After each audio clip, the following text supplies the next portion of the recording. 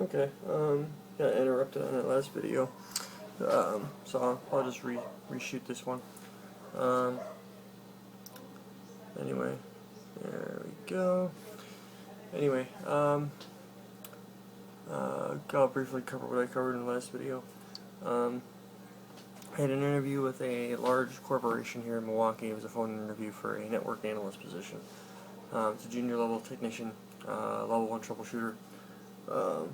Basically just a bit more depth than what the CCNP or the CCNA goes into.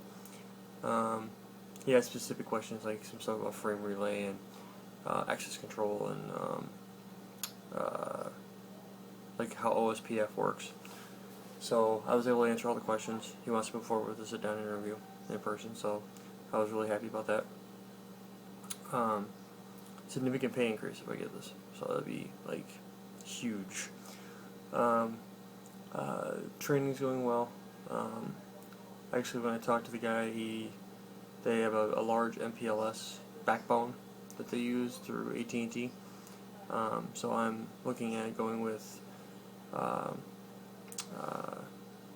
some MPLS training. I have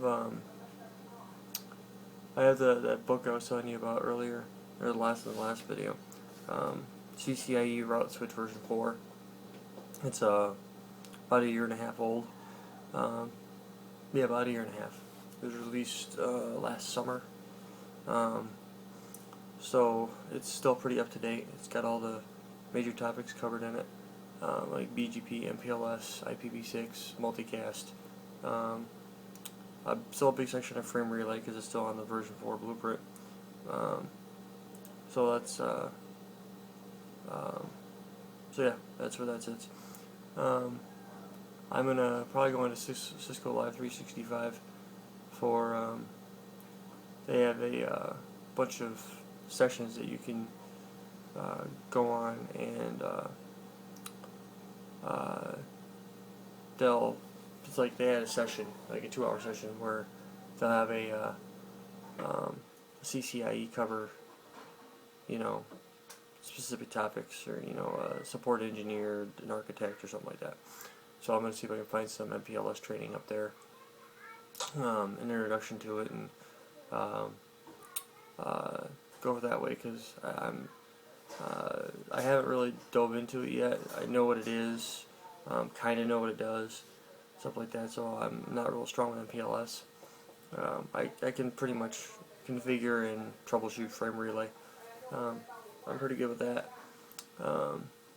I've actually got a pretty robust frame relay set up in GNS3, where it's like 20 or 25 connections through frame relay, and it's one half is running OSPF, the other one's running EAGRP.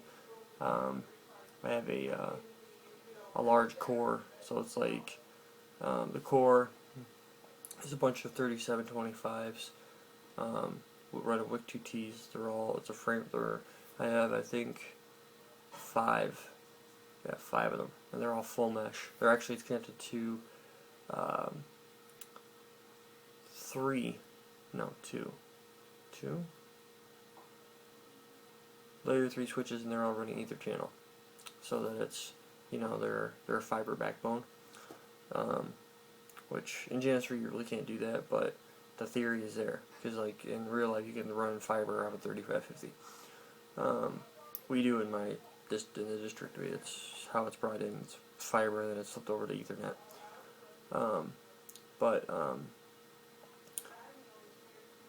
CCIE training is pretty intense. It's more concept right now. Making sure I understand everything as I'm going through. I keep hearing this multi-protocol BGP, MP, BGP. I really don't know what that means, what it does, how it works. So my goal right now is to figure that out, and once I have that figured out, it's just a matter of time before I can even figure it and understand it. Yeah. Where was I going to go? Oh, the CCIE training I have through IANE, the video series that I got, it's got to be the written exam. because it shows IEATC, but I don't really get the deep dive. And they kind of overview some things and where I want them to dive. I really want to know how this works, how that works. Do I really need to know specifically how a packet router does this with a packet? Yeah, I do. What may seem insignificant to the CCNA, or a person that has a CCNA, you need to know how that works at the CCIE level. The whole purpose of me going forward with all this training is to advance myself, and so overall, it's been a learning experience, obviously, but my main motivation is I want to make more money, and there's only one way to do that, and that is by spending a lot of time listening to people talk about stuff, reading about it, taking notes about it, and then taking that concept and moving it into practice. What? Okay. I can't stand my wife sometimes. She supports me for the most part, but it's Thanksgiving, and all she cares about right now is Black Friday. I could care less. Money's tight, so as far as I'm concerned, we shouldn't be spending if we don't have it. So, in that regard, it's like, why are we going to spend money if we don't have it? You know what I mean? Why go into more debt, not having much,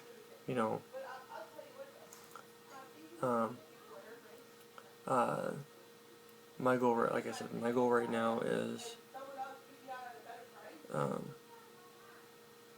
it's just a matter of time before I get there. I'm not rushing through it.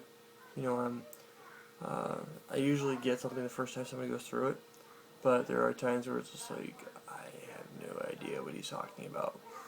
And then that's where they made this thing called the internet. I get on there, I start looking stuff up. Wikipedia is awesome because it goes into detail how this works, how that works. YouTube is cool to some degrees, but in other parts it's like,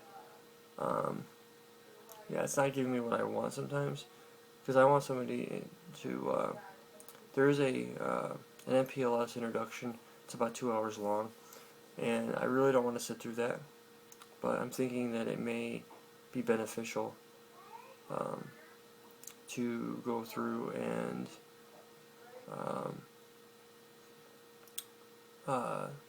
listen to it, take some notes, and